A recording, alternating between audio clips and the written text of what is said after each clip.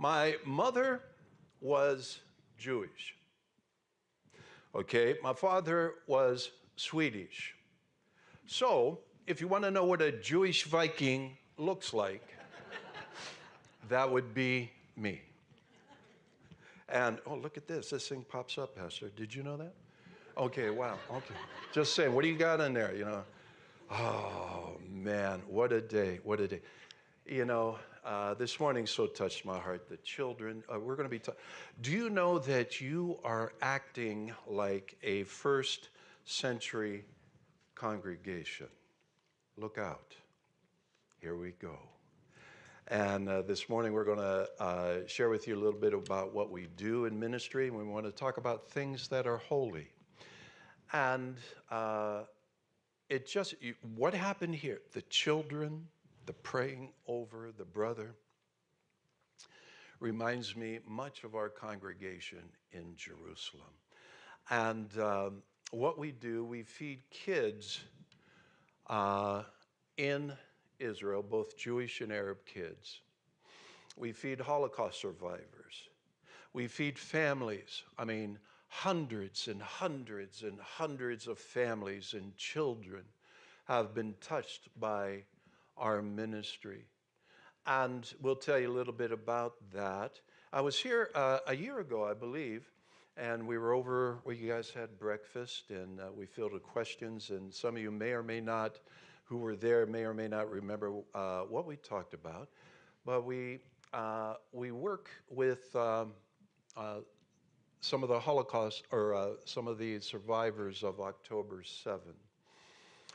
And please understand, the world is on its ear. The world is upside down.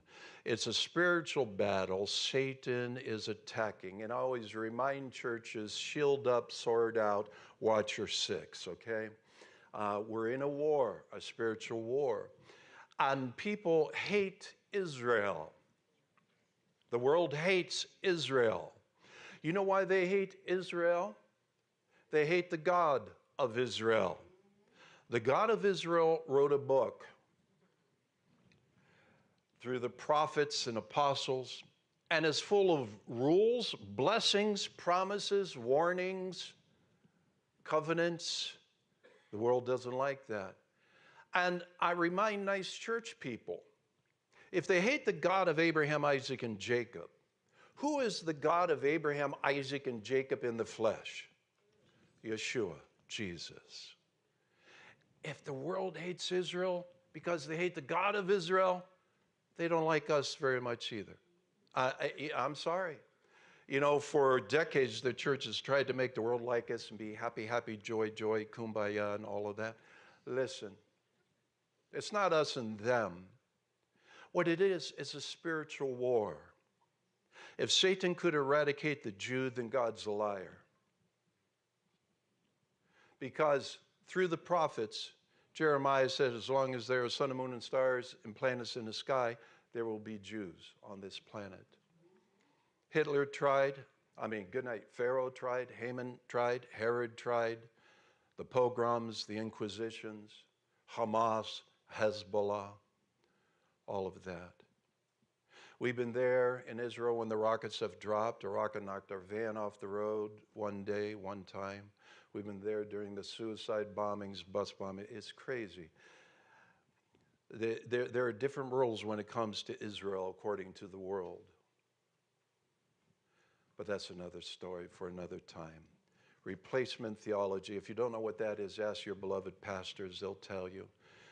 It's a second century heresy that has fancy window trimming around it, and they call it replacement theology, where they teach basically Israel's insignificant, the Jew is insignificant. Now, we're not talking about the government of Israel. That's a whole different thing. But I'm talking about the covenant with the Jewish people. Okay. We've been the recipient of hate through social media and other means. And I shared with the pastor, I'm generally introduced to the security guys and gals. It's a very real and present danger. And so be faithful. Put your head on a swivel. Like I said, shield up, sword out, watch your six.